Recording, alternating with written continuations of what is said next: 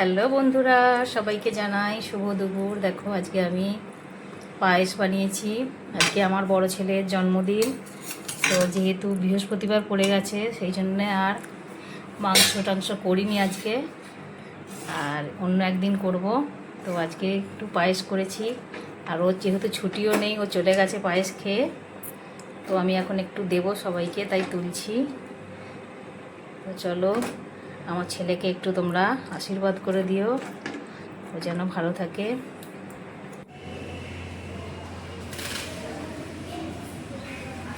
তারপর দেখো, পুজো দিতে চলে এসেছি রাম ঠাকুরকে। এটা হচ্ছে আমাদের রামতলার বিখ্যাত রাম ঠাকুর। এখানে হচ্ছে ধূপটার বাতিটা জ্বেলে দিলাম। দেখো প্রচণ্ড গরম, বুঝতেই পারছো আমাকে দেখে।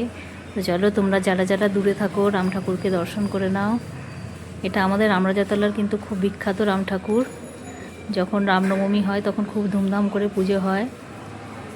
তো সবাই রাম ঠাকুরকে দর্শন করে নাও। আর এইদিকে দেখো, এখানে আছে রাম সীতা।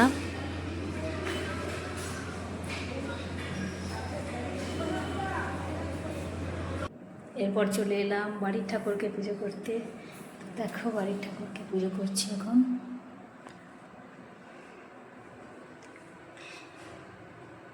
দেখো ঠাকুরকে সাজিয়ে দেওয়া হয়েছে। ছেলের মঙ্গল কামনায় দেখো বাতি জ্বেলে দিয়েছি। তোমরা সবাই আমার ছেলেকে আশীর্বাদ করো, ও যেন ভালো থাকে, সুস্থ থাকে। তো আজকে ছাদে হাওয়া দিচ্ছে খুব সুন্দর, তো প্রচুর রোদও তেমন। আজকে গিয়েছিলাম রামতলায় পুজো দিতে, তো দেখেছো তোমরা, এত রোদ, মানে গরমে আমার অবস্থা পুরো খারাপ।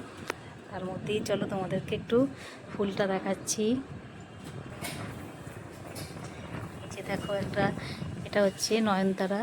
কালারটা দেখো কত সুন্দর, এবং অনেক ফুল ফুটেছে নয়নতারা গাছটাতে আমার। দেখো এখানে এই অ্যাডেনিয়ামটা দেখো কি সুন্দর,